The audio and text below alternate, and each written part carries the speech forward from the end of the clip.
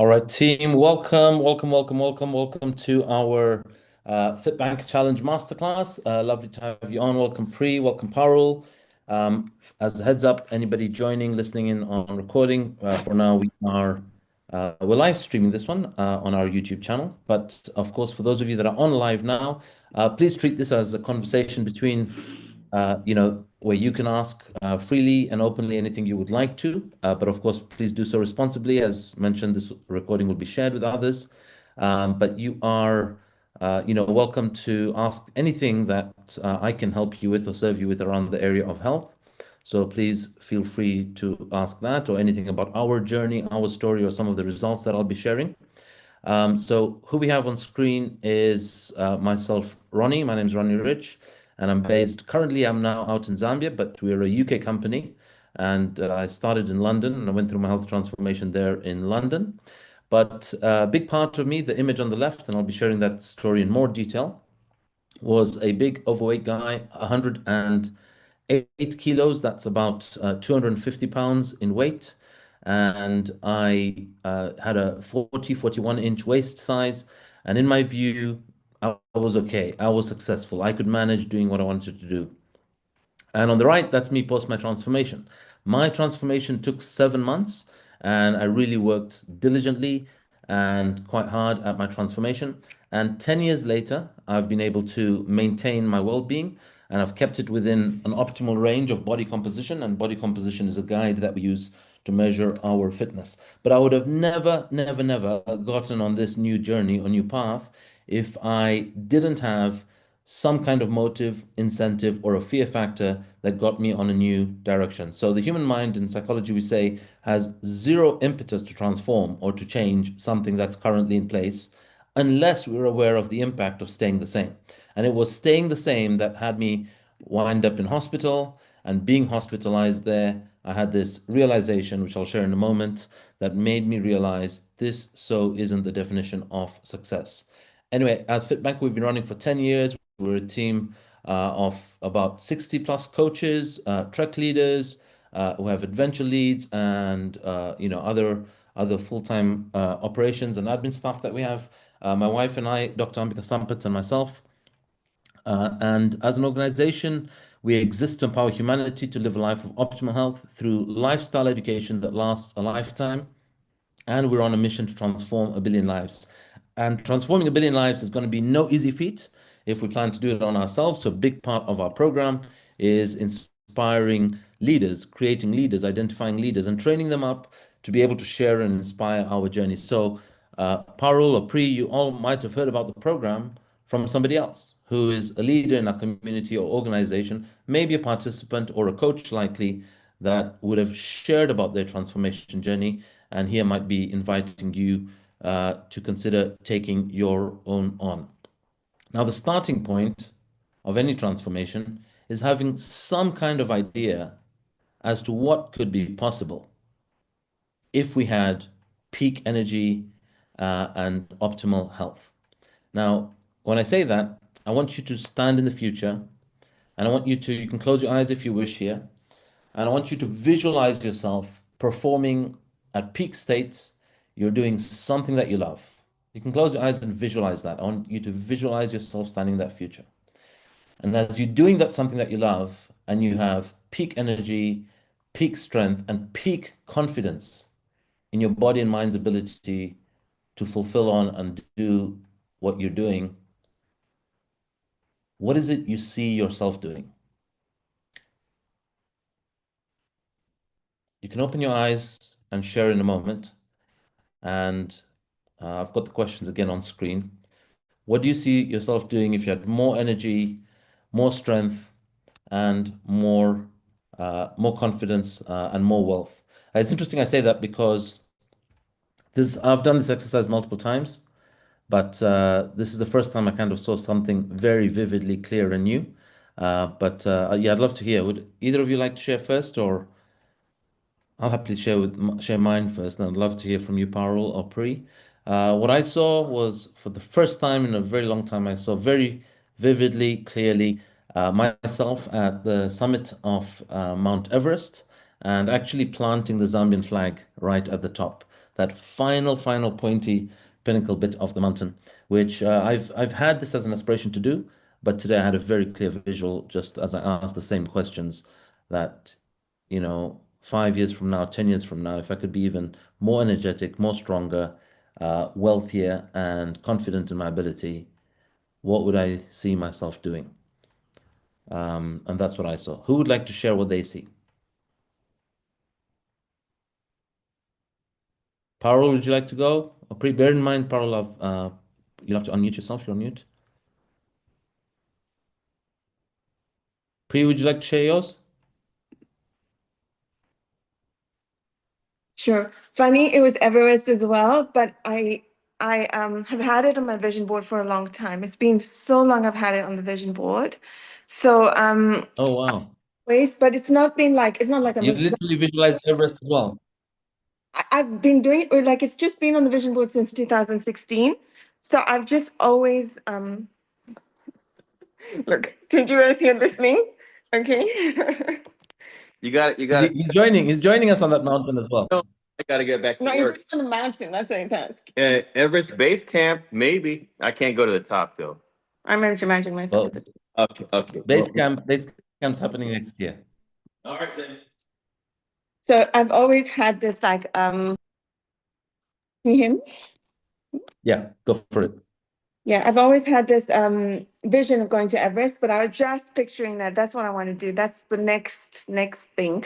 And then all these like different mountains. So I want to do Machu Picchu and I want to do so many different things, but Everest was the one that first came to mind. And that's just laughing when you said that. I was like, what? That's awesome. Yeah, but that's what I want to do next. No planting of anything, any flags yet, but that's what I feel like. I really, really want to get there and do Everest. And the thing is, mainly because like I have a lot of narrative around, oh, it might be too cold or that. But I want to feel the cold, but not think about it. Do you know what I mean? Like I want to meditate when it's and not feel anything. That's what I want to do. Awesome. Brilliant, you share that. I do acknowledge one of the participants has dropped, but we'll carry on with this stream, and I've promised to get this recording out to some people who couldn't be on live. And why do we say more wealth? Just want to reiterate, our physical, mental, emotional health is our access to generating wealth. Whether we are materially participating in business or a job or employment, whatever that might be, we have to have those at peak state for us to generate and experience wealth. Now, I'm going to very quickly go through for those people that are unfamiliar with my story, my journey from me in 2014 to my post-transformation in 2015. And we can't transform anything unless we first acknowledge that there is something to transform and be clear on what it is. And if we say we've tried everything, what we're doing is our mind is suggesting some form of justification that all that we have tried and put into place hasn't worked, and we rationalize it and we keep keeping that in place. And so if you want to shift something and take it out of place, what you have to do is call one on yourself and discover, what is the impact of what you were dealing with and what you're done. You want to draw a line under and not have that anymore. And in my case, it was, if I look back at my old life as a banker, I definitely lacked confidence. I was often tired, sluggish, I was lethargic. My daily sugary intake through a lot of energy drinks that were loaded with sugar. Daily ibuprofen because I would often have a lot of leg pain and inflammation from shin joints to heel joints to plantar fasciitis, and my feet were always feeling in pain. And that's as a result of carrying a lot of body weight, likely, as well as consuming a lot of inflammatory foods. I felt that I was eating healthy. I felt I was trying everything. I felt I was reducing my food intake. But actually, and nothing was shifting. So I formed this internal mental resignation that no matter what I'm trying, my body doesn't shift. And I started to form humorous mechanisms, survival mechanisms, coping mechanisms to justify or continue why I am that way.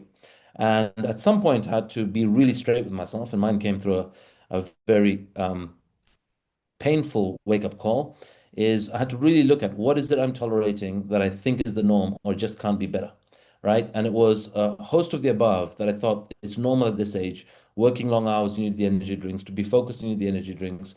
I'm working really intently that my body might get headaches or aches or pains, and so I need that to cope and survive. But it was me not really being straight with myself that I'm tolerating a lot of BS in my life, And that is a substandard way of living and life that I was done with. Um, so I'll share quickly how I went through this transformation, my kind of wake up moment and call. That's me 2014. That's me 2015 post my transformation. Over that journey, I lost 70 pounds, which is 32 kg, reduced 9 inches off my waist size. I've gained a lot of confidence. I've gained a lot of energy. I've gained a lot of strength in the process. I'm now almost at my strongest, as strongest I've ever been. I've gained a livelihood doing what I do, and what I love and cherish the most is grateful for this global community that we've built. And this is a community of participants, of trekkers, of trek leaders, of coaches. And through this community, we really have this global family. And I love seeing global family when they meet and they connect and they, get to visit each other on holiday. In fact, I think Coach Pre just this week had one of the fit bankers in town that they got to connect with. Now, living that life of success as a banker or a fat banker, as I shared earlier, I lived by a subconscious mantra, which is, hey, we just got to keep up appearances and show up where we ought to show up, work the hours and work hard and party harder. And so these are images above on screen from, me post work, going out to lovely restaurants. On the top right is there, me at a wedding. The left is me at a particular charity auction. And it was work hard but party harder. It was definitely what was going on. But underneath that, as I shared earlier, I had an element of resignation. And this element of resignation made me form and project some form of defense mechanism, which is on the left, that's me showing people that after my long hours, late hours at work, even if it's 9 p.m., I'll go change, show up at the party, and I'll be able to still party with them all night. In the center is me having attempted and succeeded at summiting Mount Kilimanjaro. I was still overweight at 103 kilos. And on the right, that's me doing the Daniel Craig pose coming out of a beach in New Zealand. Now, I say the Daniel Craig pose and I make fun. Why do we do that? We use self-deprecating humor. And if we mock and make fun of ourselves, then we are, likely to escape or avoid being picked on or laughed at by those near and dear to us. And as a result of that, I would use that as a coping mechanism so people wouldn't get serious to me about that or talk to me about that particular area. Now, living this state and stage of my life, thinking I was successful. It was my wife's birthday shortly after we got married. We had gone to the Fringe Festival in Edinburgh, which is a beautiful festival where top performers come through, circuses, comedians, drama, play, and families go there to really experience joy and happiness. And my wife and I went there definitely to experience that for her birthday. As I say this, actually, her birthday is tomorrow, and today is actually the 12th year from being there at the Fringe Festival. And 12 years on, I can tell you, taking us back there, we were enjoying having fun and we were celebrating not just her birthday, but we found out a few weeks prior to that, a few days prior to that, that we are pregnant and we're soon going to be parents. And that was the 3-month mark was on her birth date. Now, while we were there on her birthday, fate, destiny, the universe had other plans, and we ended up having a miscarriage. And I remember being back in the hotel room, and it's a real matchbox room. My wife is there. She's bawling her eyes out. She's choking on her tears, and she's holding in her hands, with her hands out there. She's holding something, and she's looking there, just choking her eyes out. I walk up to her, and I see she's holding the fetus, and we've had a miscarriage, and she's inconsolable. I don't know how to process what has just happened. I'm trying to discover what on earth has happened and why has it happened. And I spent that evening trying to calm her down, and it just got more tense, trying to have her be at my emotional level. And she wasn't having none of it. And I ended up stressing from the event. And I got these heart palpitations, which carried on right through that night, the following day. And the next day, I wound up in hospital. And here's an image of me in hospital. And I'm lying in the hospital bed there. They've just done ECG test on me. They've just taken blood samples, and we're waiting for the next doctor's visit, the next nurse round to come and tell us what's the results on the bloods, what have they seen, what have they discovered.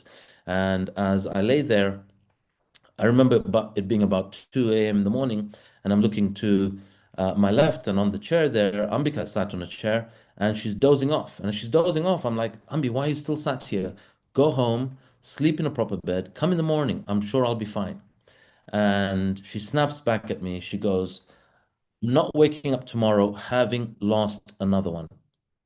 And I realized in the moment that just a day ago, 2 days ago, we had a miscarriage. And now here I am in hospital bed and I might be going. And here's a lady that's about to lose the second member of her family. And I'm going to leave her as a widow and she'll probably go back to her parents and it will be a pretty sad aftermath after that. And I thought, wow, how irresponsible of me around the way I conduct myself, the way I run my life, the way I have and manage my own well-being. And I realized that the way I am living my life and the way I manage my well-being really doesn't work. And it really is and causes an impact on those around us if we are ignorant to and oblivious to how many people bank on our fitness. Hence the name FitBanker. I started to research and study nutrition and fat loss and muscle gain and metabolism and how to reverse it. And implementing what I learned, I lost about 20 something kilos. And then at about 86 kg, I signed up to this health transformation program. And I went from there to 90 days health transformation challenge to 90 days later, getting down to a very lean number and down to 11% body fat. Beyond that, I went up to losing and getting down to an athletic range of 5.9% body fat, which is, when we launched FitBanker. And FitBanker was launched to really help and support friends and family. And what we saw is when we launched this first program, 60 people registered to find out about it.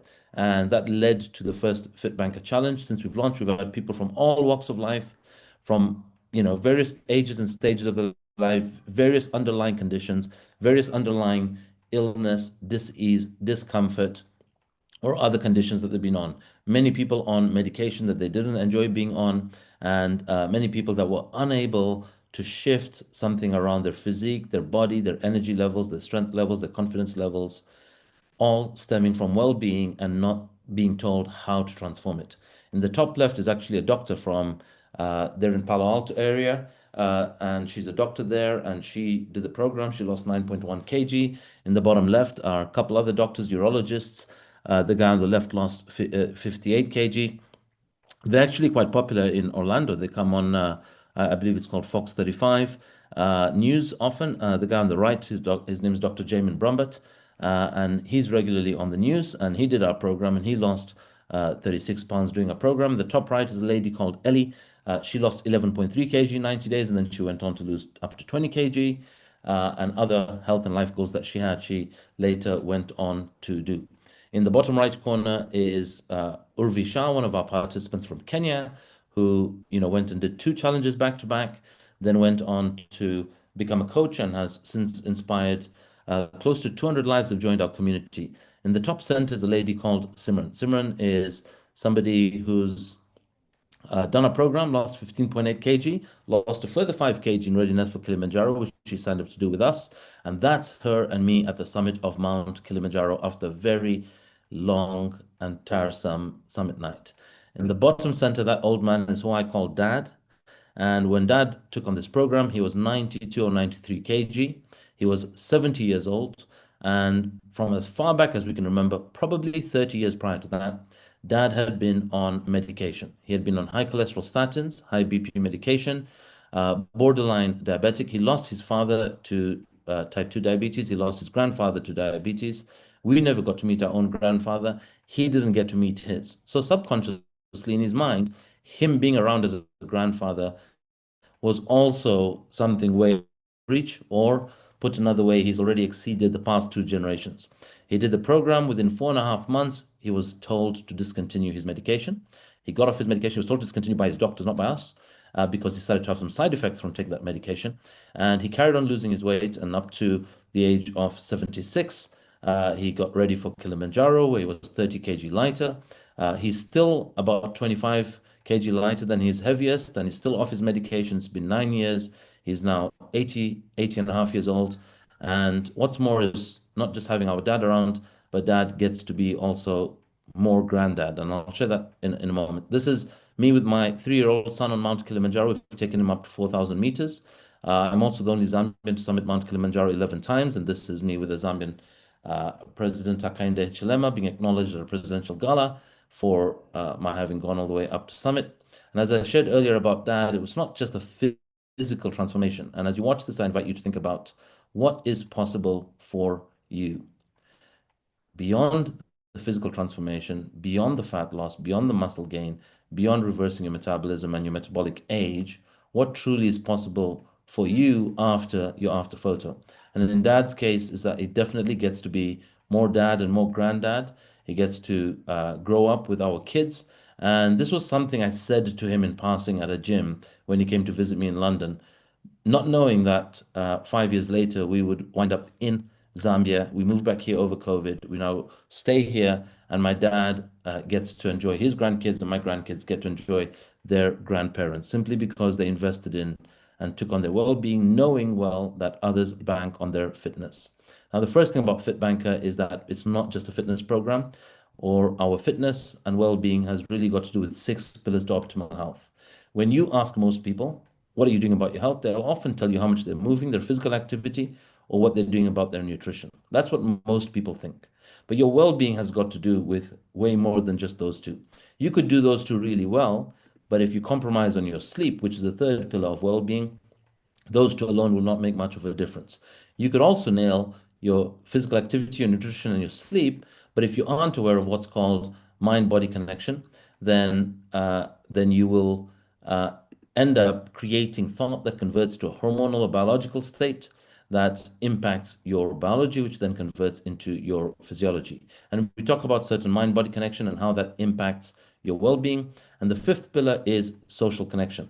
That there was a study of the blue zones, and the study of the blue zones looked at the longevity of people. And the blue zones are the top 7 regions of the world where people lived close to or over 100 years. So they looked at the regions of the world which had the highest percentage of centenarians. And one of the things they found in common was they lived a life of purpose, but they also lived a life of social connection and interdependency rather than independence.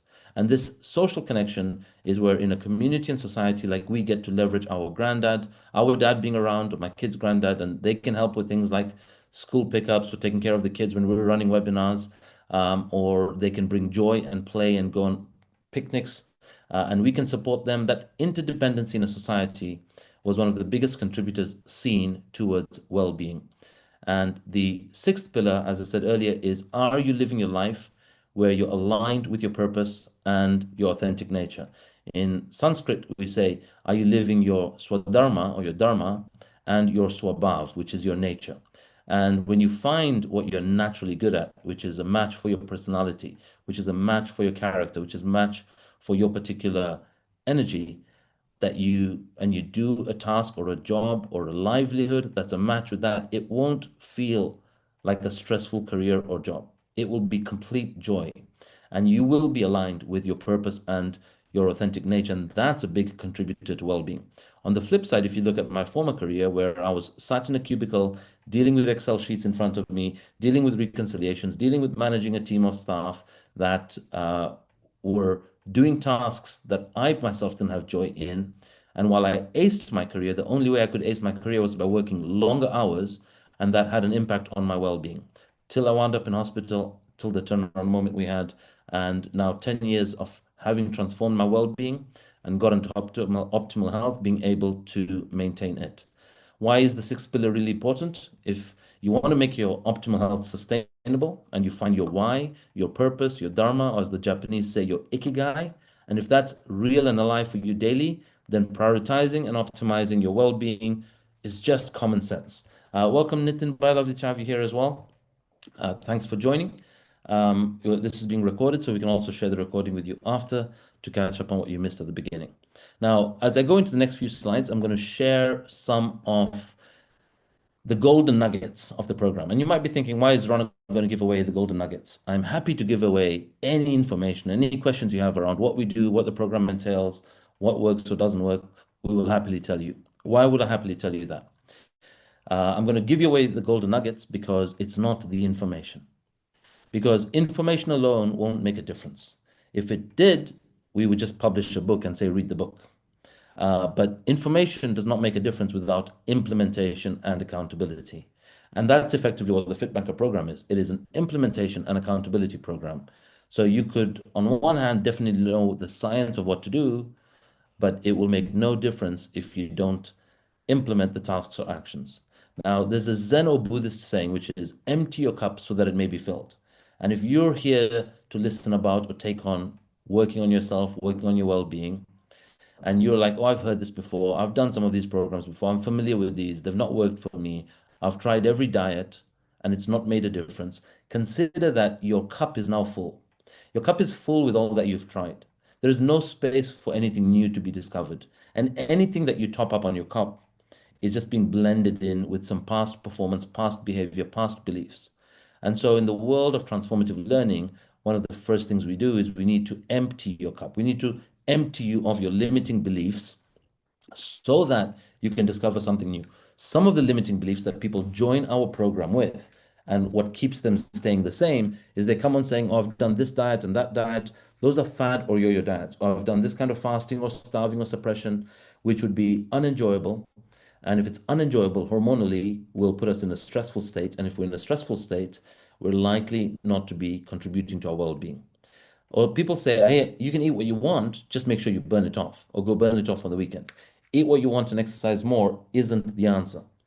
Or it could be that, listen, I don't need to worry about this because I've got a really good healthcare service or amazing medical insurance. So whatever happens to me, I'll be taken care of. Actually, the healthcare service and the medical insurance won't really take care of you if it's something extreme. What they will be able to do is they will be able to tell your family what happened to you and how you passed away. That's really what they end up doing in the end if we haven't taken our own ownership of our well-being. They will try their best, but we need to understand what is the source and cause of our discomfort or dis-ease in life. Now, one thing to note is that all disease, all discomfort begins with some form of inflammation. And that some form of inflammation happens because we have certain things that we consume that will contribute to an inflammatory state in our body. And the inflammatory state that will happen in our body often comes from what we consume. Now, research has shown and science has shown that just as an object in motion is slowed down by inertia or friction, in life, a poor lifestyle choice can cause dis-ease that will slow us down in motion. And this could be high blood pressure, cholesterol, type 2 diabetes, cancers, ischemic heart disease, which are heart attack, stroke, cardiac failure. They're all some of the most common diseases or discomforts that we face, all caused by inflammation. And one of the biggest sources of inflammation, well, I'll just share very quickly when we talk about blood pressure. What is blood pressure? This is an example below of an image of a person with plaque buildup, which is a response or reaction to inflammatory foods. And on the top is where the artery is completely clean or clear. And blood can clearly flow through the top part of the artery. Blood in the bottom vessel gets stuck and blocked along the way. So the only way your heart can do some work is by pumping with more pressure your same volume of blood through your arteries, your blood vessels, your capillaries under a short period of time. And so what happens is the only way you can do that is to raise your blood pressure. And this is why we have a lot of blood pressure. And one of the things the medical system recommends or does is let's thin the blood so it can go through that same small hole. But why not thicken or grow the vessel? So that's something that we recommend, that if you engage in cardiovascular activity, we could strengthen the muscle of our arteries and broaden them, including with some healthy supplementation. And we can do activities that flush out the plaque and the toxins that are in our blood. One of the first things we do is we look at what's causing the blood sugar spikes and inflammation in the body. And inflammation is a function of your insulin being released multiple times in a day. So these insulin spikes, they happen every time you have something like cornflakes for breakfast and an energy bar or a sandwich or a baguette for lunch and a cookie or a biscuit or a Kit Kat because it says on the packet, take a break. And in the evening, we're having some big pasta or pizza or whatever it might be. And it creates a big blood sugar spike. And that big blood sugar spike that we take in then triggers inflammation once that sugar goes above a certain number in our body. And that insulin is now trying to remove that excess blood sugar out of the bloodstream and quickly put it into storage. And so our bodies over time become what we call insulin resistant. And when we say things like, I have stubborn fat, that's not really stubborn fat. What you've done is you have commanded a body that has become really effective at putting the excess blood glucose in our blood into storage. And as it puts that into storage, we're like, how come this fat isn't moving? What we need to do, one of the first things we need to do is remove a lot of these inflammatory foods and start to consume foods that have good fats in them, high fiber, lower glycemic index carbs, not high glycemic index carbs, and high protein. And combined, those foods that have those macronutrients combined together will not create as high and quick a blood sugar spike. They will therefore avoid triggering the insulin response. And if you remove that, you won't have a slowed down metabolism, and you likely won't have the starting of discomfort and dis-ease, which is inflammation. Now, as I say that, you might be asking, well, Ronnie, where do you get your information from? Well, I would say to all of you listening in, think about what we eat and why we eat. Where do we get our information from that's being told to us to eat that is mainstream information?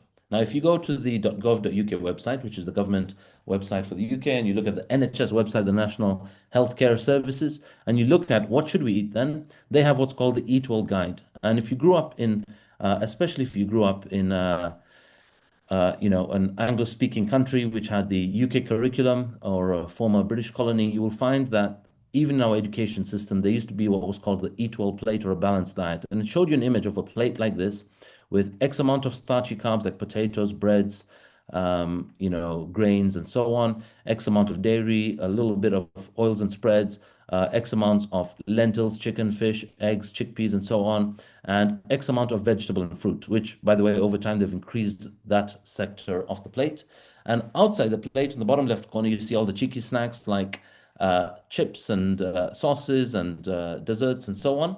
And in the top right corner, it's telling everybody to have 6 to 8 glasses of water. Now, what's wrong about this? It's not really wrong. The intention here is to simplify the messaging and to signal to the masses what we ought to be consuming. Now, what happens is the reader on the website or the person that's being taught this in school misinterprets and basically says, hey, we need to eat everything. We need to eat a mix of everything. The only distinction that's being made on this slide is in the bottom right corner. It's saying females should have 2,000 calories and males should have 2,500 calories of combined food and drink.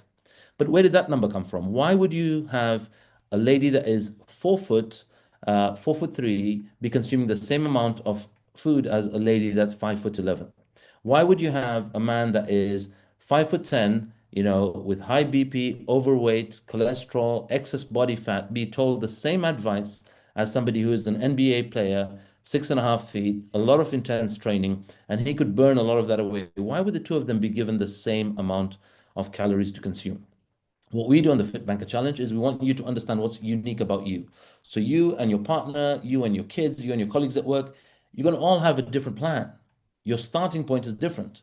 Your end goal is different. Why? And your lifestyle is different. Why not eat and live a lifestyle according to your specifics, your uniqueness?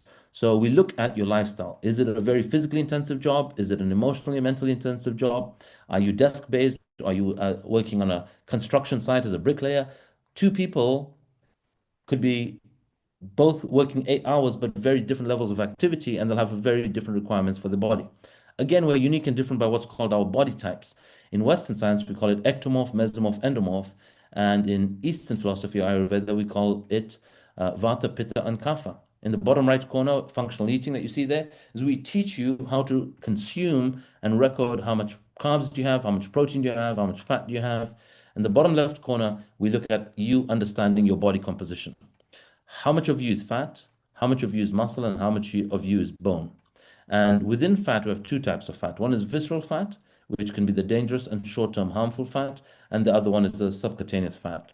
So you could have 2 people weighing 80 kg, or you could have been 80 kg at 2 different points in your life, but at one point you had a lot more muscle and less fat, which is healthy. And at another point in time, you have a lot more fat and less muscle. And so sometimes when we compare to others to say, oh, I'm 80 kg and that other person's 80 kg and he's healthy, we might be comparing the wrong thing, because what they're made up of would be very different to what we're made up of. Now, I've spoken a lot about the physical stuff that we do, but at the top left corner on screen, what we have there is showing that when we work with you and train you, we're not just coaching you on the physical, but we're working on the emotional, the mental, and the spiritual muscle too. What are the things that contribute to our habits and habit forming and allow us to keep certain new practices and lifestyle in place? At a physical level, we all start from a certain body composition, and we will give you what the optimal percentage to go to is. If you're somebody that has met us at an expo, or if you're somebody that we have connected with online and we've asked you to go and purchase certain scales, you can check your body composition. We can tell you how to get to from your starting point to your peak level. And if you're, 50% body fat, if you're 40% body fat, but you need to be at 19%, you have, 20% of fat plus to lose. How are you going to lose that fat? We've got to do a lot of work to make sure we get there. It takes about 10 to 14 days just to lose 1% of fat. And many of us start our journey and we get disillusioned, we get discouraged because we're not seeing results too quick. On the FitBanker program, it is a lifestyle program. It is a lifestyle education that we want to last a lifetime. And one of the ways to do that is to do our program a number of times so that you move what we consciously learn into your subconscious till you reach optimal peak fat percentage and optimal muscle mass percentage. And so how do we do that? We use two apps. One's called MyFitnessPal and the other one's called RunKeeper. These are apps that track what goes into your body, which is MyFitnessPal, and RunKeeper is the app where we track what goes out of your body. We then sync these two together and we ascertain on a daily basis, are you creating a calorie surplus or a calorie deficit? Now, if you're watching this, feel free to screenshot this. You can screenshot this page because this is the page that helps you do the setup on the apps. So feel free to go and download these apps after this. Start to get ready for the program starting in a few days. And on MyFitnessPal is where you will set up, you'll put your age, your height, your current weight, your target weight, and it will tell you where to get to. If you're starting your journey with us, we'll tell you to have 40% of your calories coming from carbs, 30% from fat, and 30% ought to come from protein. If you don't do that, it will give you the default factory settings, which will be at about 20% protein, which will be a bit low, and the carbs will be slightly overstated. And for some people that have a carb or insulin sensitivity or insulin resistance, it really won't be helping you consuming that amount of carbohydrates. RunKeeper is the app where we track our walks, our runs, our bike rides, our workouts, and so on. And once you connect these two, this is a screenshot of what MyFitnessPal looks like on the inside. And this is an example of a person that has a 1,700 calorie goal. They've consumed 1,109 of them. They then go on to do 273 calories worth of exercise, increasing their allowance of what more they can have. And here they're left with a deficit of 864. Now, to lose 1 pound of fat, you need to create a deficit of 3,500 calories. So I'm going to say that again. 1 pound of body fat, we have to create a 3,500 calorie deficit or burn. Now, it's very hard to do that in a day. It can be done, but you will be very knackered at the end of it. And one of the ways to do it on a sustainable basis is to spread that goal across a week. So we recommend aiming for a 500 calorie deficit a day. And at the end of 7 days, you would be 3,500 calories in deficit, and you would likely be a pound, if not more, lighter in your body weight. Now, in addition to doing that and creating the activity, there's what's called effective training and ineffective training. Many of us have been going to the gym or walking or doing exercise for a period, but you might find it's not making a difference, or it's just maintaining or flatlining. That's because we might not be triggering this phenomenal feature in our body called thermogenesis. And you can trigger it in as little as 7 minutes, but recommend doing it for 30 to 45 minutes. On screen, we have an image of literally a 7-minute workout, which if you did this, 40 seconds of jumping jacks, 20 seconds of rest, 45 seconds of push-ups, 15 seconds rest, lunges, plank, so on, with that amount of work and 15 seconds of rest, what you will find is that you will push your heart rate up and you will trigger the thermogenesis through 3 things. One, you have to get to high level of breathing, so you trigger breathlessness.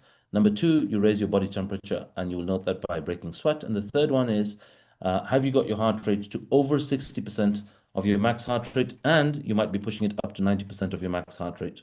What's a simple calculation of your max HR? Well, it's 220 minus your H.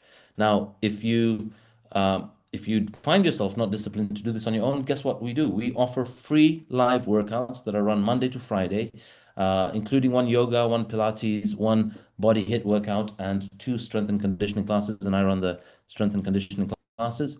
They're live, and if you miss them live, you can go to the Facebook group where you can do them on catch up. The Facebook group is stated below, FitBanker Transforming a Billion Lives. Feel free to search for that group. After this, again, you can screenshot this page if you wish, and it will tell you where you can find the free workouts on Facebook. and you can go check them out on catch up. Like today, I did a nice lower body and core workout, and they're doable by people at all levels of fitness, by most, and from your home or outdoors in a garden. And ideally, we recommend that you have a couple of pairs of dumbbells or some resistance bands that you can use and train with from home. Now, I'm going to wrap up soon, but I want to talk about some of the mental habit forming muscle we do. When you start a new habit practice, same like when you start a new company, that company grows and gets stronger if you invest in the marketing. Psychologically, that also happens when you're trying to get on a new lifestyle or new journey or new pathway. And if you share with more people that, hey guys, I'm doing my daily walks, I'm having my green smoothies, I've gone to the gym, the more we share that journey, the more likely we are to be consistent. Charles Horton Cooley is a very famous sociologist who studied human beings and human behavior. He saw that I'm not, and he came up with this quote, I'm not who you think I am. I'm not even who I think I am. I am who I think that you think that I am, which means most of us operate inside of a perception of what we think and how we think others perceive us.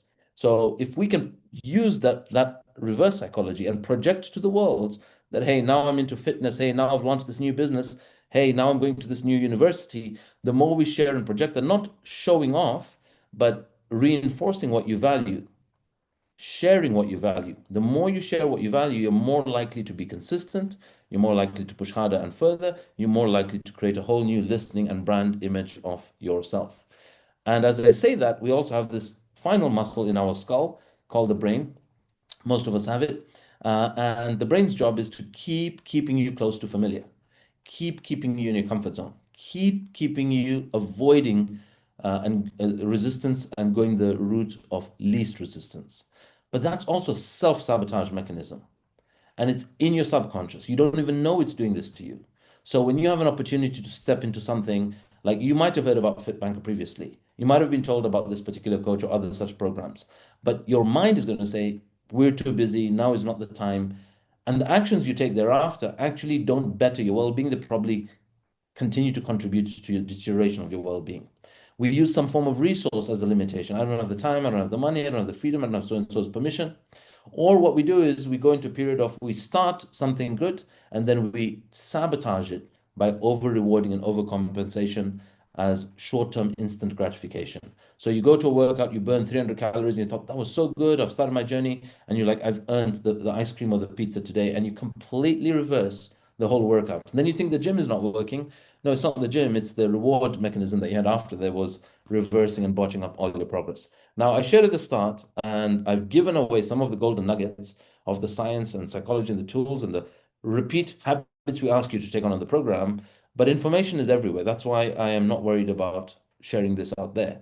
But there's also a lot of misinformation out there. The only thing that makes a difference is implementation. And implementation begins, first of all, by committing to something to create a new course of action. So you sign up, and you can sign up literally at fitbanker.com on our website.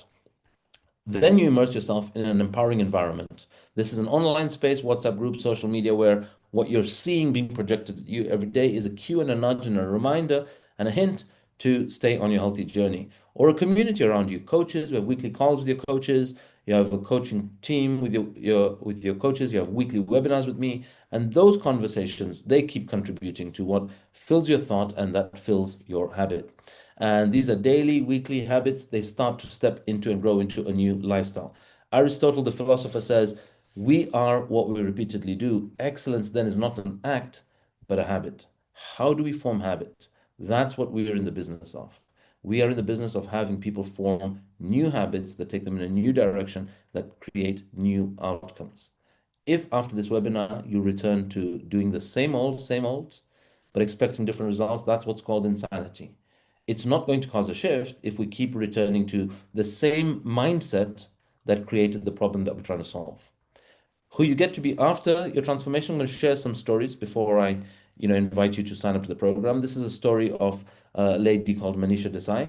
She joined us as a pre-diabetic. She was a mom of three, and her last born was probably about 2 or 3 years old.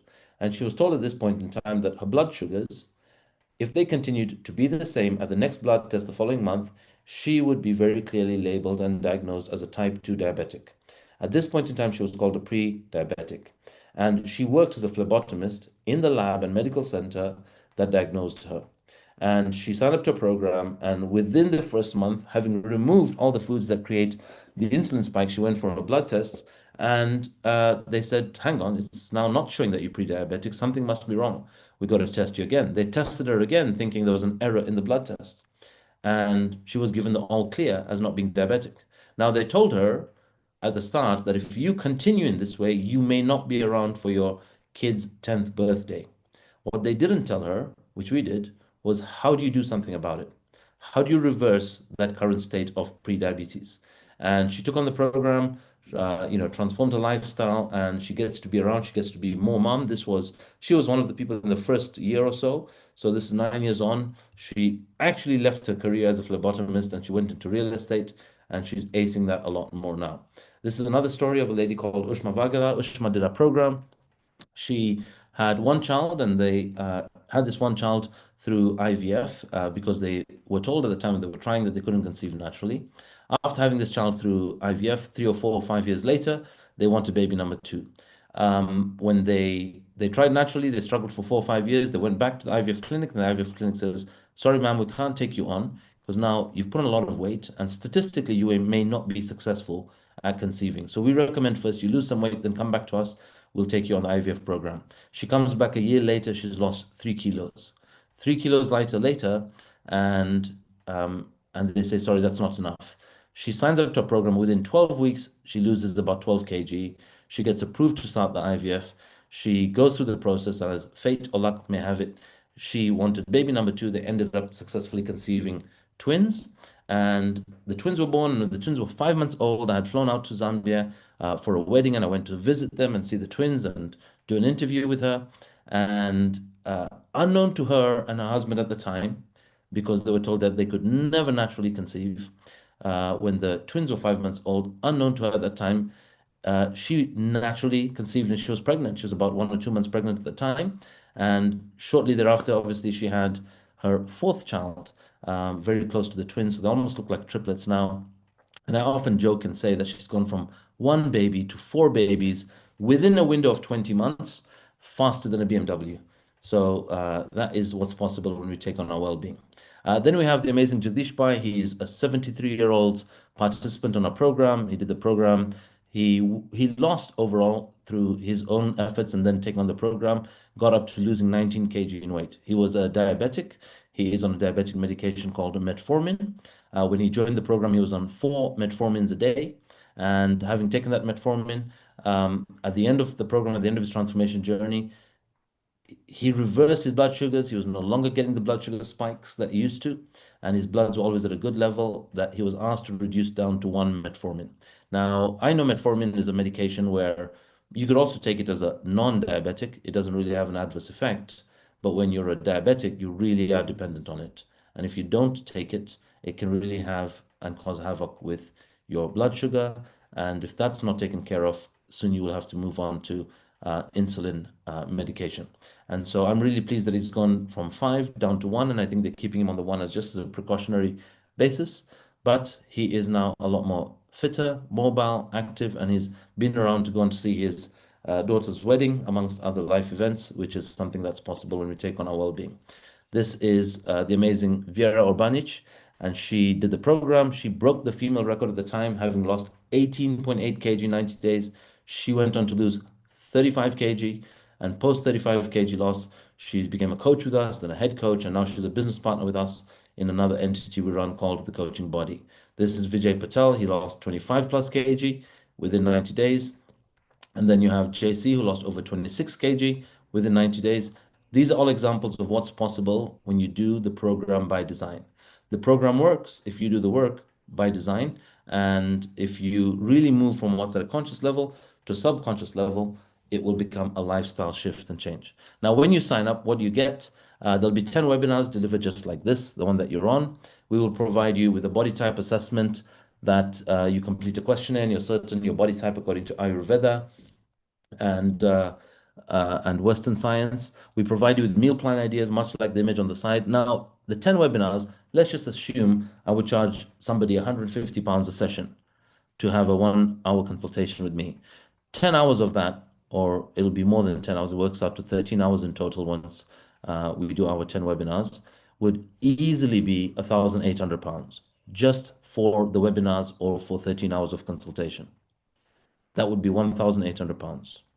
Add meal plan ideas. If you got a meal plan today from a nutritionist, a naturopath, a dietitian, a really good one, you'll spend between $150 to $500. So let's just say it's worth £375. Training programs. If you were to get a training program delivered to you or prepared for you by a PT in person, easily working with you for a number of weeks before they write out your training plan, which obviously has to change and evolve over time, you would easily spend again another £375. In addition to that, we offer a number of free offerings. There are daily Zoom and Facebook workouts. As mentioned, you can go in that group and join those workouts for free, but the workouts alone don't make a difference if we don't work on the other 5 pillars. You'll be part of a private online Facebook community. You have Friday lunch surgeries that we run. This is a Q&A call with myself, and if I'm traveling, they're one of our coaches. As mentioned, there are yoga, Pilates, HIIT workouts, and strength and conditioning workouts. Now, nobody ever wrote down a plan to be fat, overweight, and unwell, but that's what happened to me, or that's what happens to people when we don't have a plan. Now, I shared earlier what it would cost if you put that all together, but I do offer one-to-one coaching, and I do coach clients from £10,000 for a 3-month program if I'm working with them one-to-one. That will have weekly calls with me, and that will have me sending you a meal plan and training program, and that alone will cost £10,000. But what I'm recommending to you now, and if you work with me, if you work with us as an organization, it's better for you to be a part of the group program. The group program is at full price, 1,299, which is 12 weeks and 6 days. So it's a 13-week program almost, £1,299. There's an early bird offer, which is about to open for 697. Even before that's open, we have right now, this is the first webinar we're running in this series as a build up to the September 2025 program. And the mega early bird is £497. That works out to, if you go to nice Costa Coffee or a Starbucks daily, what you would spend daily on coffee would cost a lot more than that, spread out over 90 days. This program starts on 8th September. You do it by design, and you take what we consciously learn and move it into your subconscious. It will last you a lifetime. You can sign up at fitbanker.com/go. And I'm going to pause there. Are there any questions or any comments, Pri or Nitin Bhai? Anything you want to ask before we wrap up today's session? No, I don't have any questions. Thank you. All right, awesome. Thanks for being on, Priya. Nitin Bhai, you there? Any questions or any comment from your end? I'm fine, Ronnie. Okay, great. I just joined a bit halfway through, but I'll try and catch up again. Yeah, on the Sure. recording. I'll send you the recording after this, so you can watch Yeah. what you missed. And anyway, if you're going to be joining from Kenya, there are also options for you to pay directly in Kenya into our Kenyan account there. You can sign Okay. up at fitbanker.com/go, or if you're doing it from Kenya, there's an option as well to M-Pesa or do a bank transfer. So that's available there. Now, I know people will be watching this recording, and for those of you watching the recording before this recording wraps up, you want to take note of the website to register. And once you go there, before we wrap up today, I want to leave you all with this thought that truly inspired me. And this quote by the Dalai Lama is something that really came to me as a realization and a wake-up call, and something I was grateful that I invested in my well-being. And when asked what surprised him most about humanity, the Dalai Lama answered, man, because he sacrifices his health in order to make money, then he sacrifices money to recuperate his health. And I was going on that pathway after my scare in banking, and I was ready to put whatever amount of money to survive. And then he sacrifices money to recuperate his health, and then he's so anxious about the future that he does not enjoy the present. The result being that he does not live in the present or the future. He lives as if he's never going to die, and then dies having never really lived. On that note, it's a wrap. Thanks all for being on, and thank you for those listening in on the recording. And the details to sign up again are fitbanker.com/go. If there's something you see from here you'd like to find out more, You can connect with us on Instagram at fitbanker.co and DM us any questions, and we'll come back to you. For now, that's a wrap, and thank you all for being on today's session. Bye for now.